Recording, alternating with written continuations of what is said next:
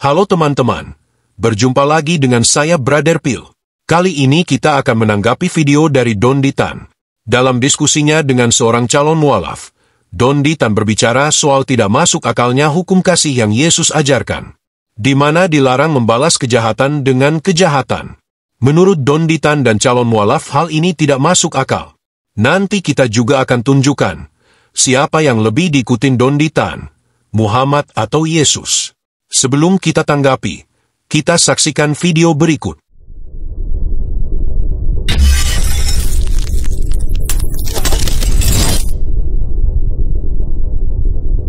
Kasihilah musuhmu gitu masalahnya. Kalau di Islam, di Islam, kalau kita dizolimi orang atau ada orang jahat ke kita boleh balas yang setimpal. Ya, kita boleh balas yang setimpal, tapi mengampuni itu lebih baik. Oh iya. Itu kalau di Islam. Jadi bukan berarti tampar pipi kiri kasih pipi kanan. Pelajarannya juga lebih jelas ya. Iya. Gitu, ya kan? Jadi artinya kalau kita dizolimi orang, dijahatin orang, kita boleh balas, tapi yang setimpal, nggak boleh berlebihan. Yang dilakukan ke kita. Iya. Tapi kalau kita mengampuni itu lebih baik. Kira-kira bisa diterapkan yang mana? Yang Islam lah. Di pelajaran Islam. Kita baru saja mendengarkan argumen dari Dondi Tan, di mana hukum jangan membalas kejahatan dengan kejahatan tidak masuk akal. Katanya dalam Islam kita boleh balas yang setimpal. Sejauh yang saya baca menurut KBBI, setimpal artinya sebagai berikut: seimbang, sebanding, sepadan. Jadi dengan konsep Dondi Tan, jika anak kita diperkaos, hukuman setimpal buat pelaku adalah anak pelaku kita perkaos juga, atau pelakunya diperkaos juga. Itu namanya setimpal. Karena kalau orang itu diberi hukuman mati tentu tidak setimpal. Dulu sama Mas, kita mempunyai saudara perempuan, diperkosa, meninggal. Nah, kalau itu kan sudah fisik. Nah, sudah fisik kan, itu yang nggak logis. Tapi kalau tadi mendoakan orang yang mencaci maki kita doakan itu masih logis. Tapi kalau bilang kasihilah musuhmu, musuh ya, yang artinya sudah melibatkan kontak fisik, merugikan kita, menyakiti kita, terus kita tetap harus mengasihi orang itu, bahkan kita suruh mendoakan, nah itu yang nggak logis. Ya di situnya seperti tadi Mas Apri mau bilang kalau ada kita punya saudara perempuan diperkosa misalnya, dibunuh gitu.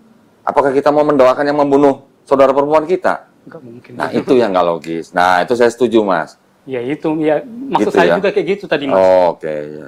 Jadi kan konsep dalam kasih itu seperti yang udah dibilang dalam Alkitab. Ya. Tapi kan pendeta suka ngomong gini Mas Apri. Artinya kasihilah musuhmu itu sebenarnya jangan membalas kejahatan dengan kejahatan gitu maksudnya. Logis gak? Nah berarti kalau ada orang membunuh saudara kita, bukan berarti kita harus membalas membunuh.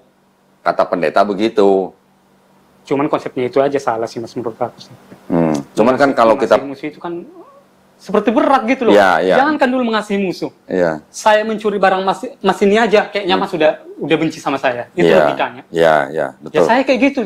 Siapa yang mencuri barang saya? Ya nggak mungkin dong kita doakan lagi yang bagus-bagus sama dia. Berkatilah dia Tuhan, inilah dia Tuhan, lindungilah dia, berikanlah berkat sama dia gitu loh. Padahal udah barang kita dicuri gitu loh. Betul. Yang ada apa? Maaf kata, babi manusia itu kan gitu. Logikanya memang seperti itu. Ya, jadi saya senang dengan pemikiran Mas Apri. Berarti Mas Apri bisa menilai sesuatu ajaran itu harus bisa diterapkan dalam kehidupan nyata, gitu kan? Ya maksud saya harus logis-logisnya. Logis aja. Sepertinya logika Dondi Tan perlu diperbaiki. Sejak kapan melapor polisi atau melawan seorang perampok yang merampok kita itu sebuah kejahatan? Yang jangan dilakukan adalah membalas dengan merampok. Mempertahankan diri bukanlah dosa. Ketika orang menampar kita, pilihannya ada dua. Kita lari atau tangkis. Tidak perlu membalasnya. Apakah melaporkan pelaku ke polisi sebuah kejahatan? Apakah ketika orang itu dihukum oleh negara kita ikut berbuat jahat? Kalau kita mendoakan orang itu bertobat, apakah salah? Tentu saja tidak. Berikut ini tanggapan Dondi Tan ketika Dondi Tan dihina orang. Tindakan apa yang menurut Dondi Tan masuk akal? Nanti kita bandingkan dengan apa yang dilakukan Nabi kepada orang yang menghina dia. Saya ibaratnya berpikirnya itu, kok iya ya, kenapa nggak logis aja Bible ini gitu loh. Ya nggak logis loh. Gimana mau dibilang ya, susah sih. Nih mohon maaf, mungkin saya potong ya. Kalau kita mendoakan orang yang mencaci maki kita, selama kita nggak disakiti secara fisik, secara kita nggak dipersekusi, mungkin masih bisa, Mas. Mungkin masih logis. Tapi kalau tadi mendoakan orang yang mencaci maki kita doakan, itu masih logis. Pertanyaannya, bolehkah saya membunuh orang yang menghina Nabi SAW? Kalau kita kembali ke dalil, boleh. Kalau kembali ke dalil, boleh. Nabi SAW pernah menyuruh para sahabat membunuh Ka'ab bin Ashraf. Baca dalam riwayat Bukhari. Kenapa? Ka'ab bin Ashraf ini selalu menghina Nabi SAW. Selalu menghina Nabi. Apa kata Nabi SAW? Siapa yang mau bunuh orang ini buat saya? Ponakannya Ka'ab mengatakan saya. Lalu pergilah mereka lalu menyelesaikan 3-4 orang pergi membunuh Ka'ab bin Ashraf. Tapi kalau tadi mendoakan orang yang mencaci maki kita doakan, itu masih logis. Barusan kita mendengarkan pernyataan Don Ditan. Menurut dia masih logis mendoakan orang yang menghina dia tanpa menyakiti dia secara fisik. Menurut dia itu masih logis. Tapi di sisi lain, nabinya Don Ditan dihina oleh orang menurut pernyataan Ustadz Basalamah tadi. Justru orang itu disuruh Nabi untuk dicabut nyawanya. Kalau kita ikutin logika Don Ditan, apa yang dilakukan nabinya tidak masuk akal. Karena menurut Don Ditan, kalau cuma dihina orang masih masuk akal jika kita doakan orang itu. Sepertinya Don Ditan tidak mengikuti akhlak Nabi. Soalnya menurut sunnah orang menghina Nabi di akhiri hidupnya. Sepertinya Don Ditan lebih mengikuti Yesus daripada Muhammad. Kalau di Islam, di Islam, kalau kita dizolimi orang atau ada orang jahat kita boleh balas yang setimpal. Ya, kita boleh balas yang setimpal, tapi mengampuni itu lebih baik. Oh iya. Itu kalau di Islam. Jadi artinya kalau kita dizolimi orang, dijahatin orang, kita boleh balas, tapi yang setimpal, nggak boleh berlebihan. Ke kita. Ya. Tapi kalau kita mengampuni, itu lebih baik. Tadi kita dengar, Don Ditan mengatakan bahwa mengampuni lebih baik. Sekali lagi ingat mengampuni lebih baik. Pertanyaan kita adalah, kenapa Don Ditan lebih memilih membalas, sementara ada pilihan yang lebih baik, yaitu mengampuni. Justru yang lebih baik itulah yang diajarkan Yesus. Tapi Don Ditan lebih memilih untuk membalas. Matius 5 ayat 44. Tetapi aku berkata kepadamu, kasihilah musuhmu dan berdoalah bagi mereka yang menganiaya kamu. Begitu juga yang dikatakan dalam Lukas 6 ayat 27 dan 28. Tetapi kepada kamu, yang mendengarkan aku berkata, kasihilah musuhmu, berbuatlah baik kepada orang yang membenci kamu. Mintalah berkat bagi orang yang mengutuk kamu. Berdoalah bagi orang yang mencaci kamu. Ayat-ayat ini bukanlah omong kosong tanpa bukti. Karena Yesus membuktikan ajarannya sendiri ketika dia tidak saja difitnah tapi dibunuh. Tapi Yesus tidak membalasnya, malah mendoakan mereka yang menganiaya dia. Bagaimana dengan Muhammad? Oke teman-teman, demikian tanggapan kita terhadap pernyataan Don Ditan. Terima kasih untuk dukungan teman-teman. Tuhan Yesus memberkati. Yang mau dukung channel Pil Pahit, silakan scan QR Code ini atau klik link di kolom komentar. Terima kasih.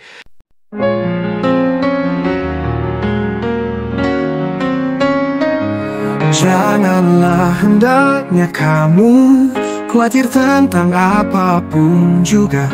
Nyatakanlah dalam segala hal keinginanmu kepada Tuhan dalam doa dan permohonan dengan ucapan syukur. Segala perkara dapat kita tanggung di dalam Dia yang memberi kita kekuatan. Bersukacitalah senantiasa dalam Tuhan. Sekali lagi ku katakan bersukacitalah. Tuhan kita akan memenuhi segala keperluanmu menurut kekayaan dan kemuliaannya dalam Kristus Yesus. Dimuliakanlah Allah dan Bapa kita selama-lamanya. Amin. Segala perkara dapat kita tanggung di dalam Dia yang memberi kita kekuatan.